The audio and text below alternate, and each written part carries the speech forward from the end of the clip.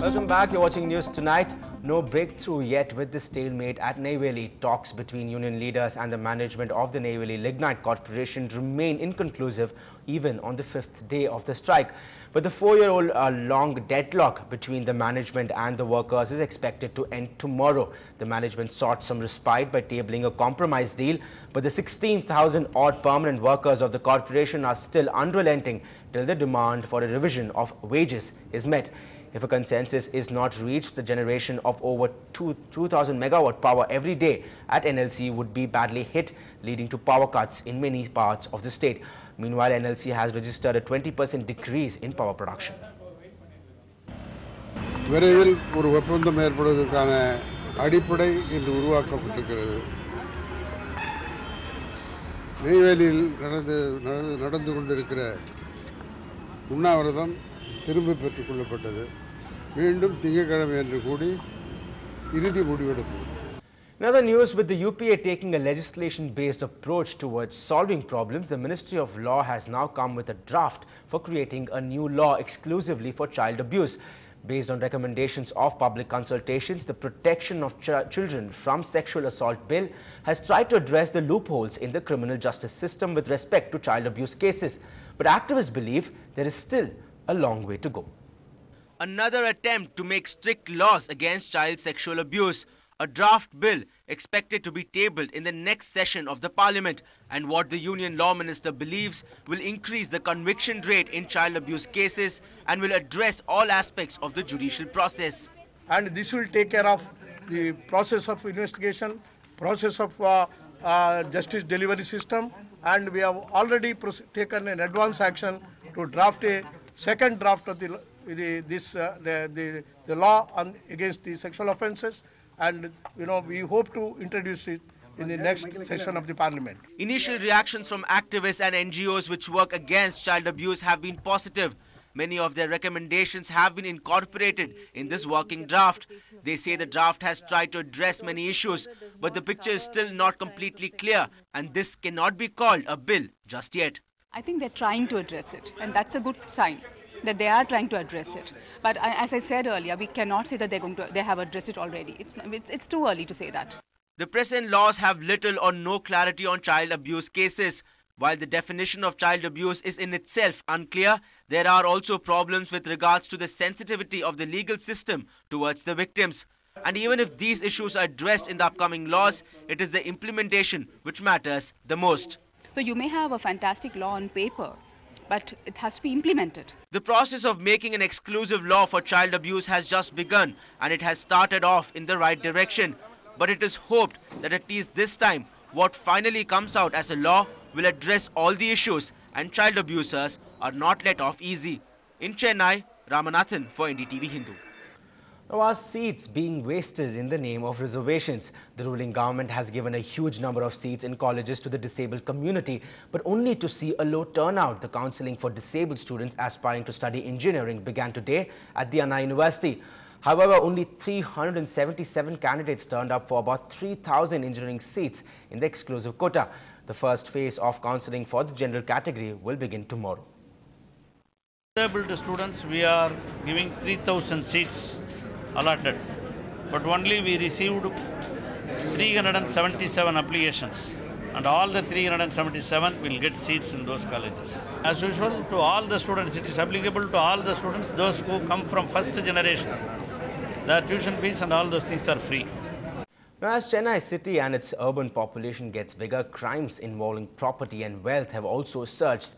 The police have indicated selective restructuring of its ranks to deal with specific crimes like these more effectively. Crime reporter Salim has the details. Growing urban population, the fast-changing social scene and easy access to advanced technologies, all these pose new security challenges to the city's police force. To deal with the new threat, state authorities on Friday appointed a special police officer in the rank of additional commissioner who will deal with crimes centered on property and wealth. The changes were recommended by the 3rd Police Commission. The new strategy draws a clear line between crime and law and order. A crime against a person where the motive is not wealth is considered a law and order offence. Law and order police are responsible for sending constables on beats to prevent crimes as well as bandobast duties and VIP security. Police in the crime category will deal with offences where the motive is wealth. The Commissioner of Police in Chennai, T. Rajendran, says soon many officers will be posted exclusively to handle crimes of this kind. See, now he'll supervise the functioning of all the inspectors, but later we might have to go on for some DCs. DCs crime exclusively. Sanjay Arora, the new Additional Commissioner of Police Crime and Headquarters who took office on Saturday, has indicated a strategy should be in place soon. To start off, I have got a good briefing from the Commissioner of Police, and I myself will take some time to study the crime scene in the Chennai city, the patterns and both the kind of crime and the volume of crime, and only after studying that I would be able to decide on a plan of action for myself. The Police Commission has also recommended a special investigative team to be headed by a Deputy Commissioner with exclusive counter-terrorism responsibilities. Its members will gather intelligence. They are to be trained in the use of modern weapons as well. This team will also coordinate with its counterparts in other states and with central security services such as Intelligence Bureau and the Research and Analysis Wing. In Chennai, Salim for NDTV Hindu. Now, the 500 crore rupee MRTS system that will connect Velachery to St. Thomas Mount seems to have hit another roadblock. Earlier, Meta's infrastructure stopped the works after its parent company Satyam Computers ran into trouble. Now, it's the residents of Alandur municipality who are opposing the project.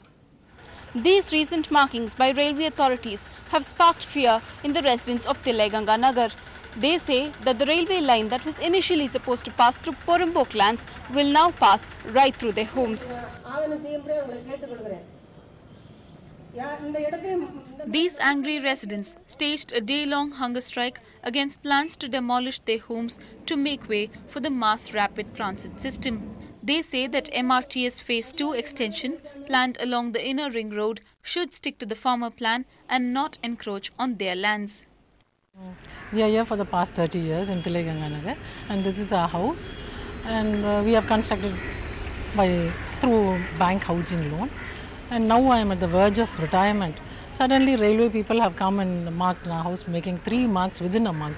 We don't know what to do, or we don't know where to go and live, so we request this MRTS, which has been for the past 20 years they are planning to fix the rail there, to go to the old plan, thereby helping us to live peacefully.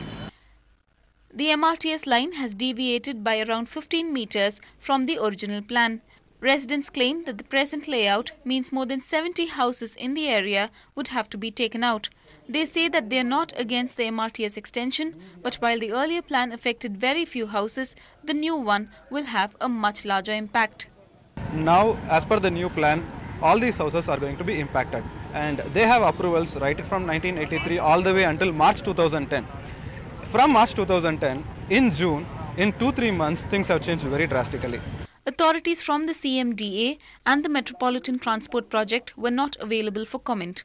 But the municipality chairman maintains that the plan has not been finalized yet. In Chennai, Nathila, NDTV Hindu. Well, time to take a short break, but on the other side, early morning wheeling becoming a rage for Chennaiites. Find out more after the short break.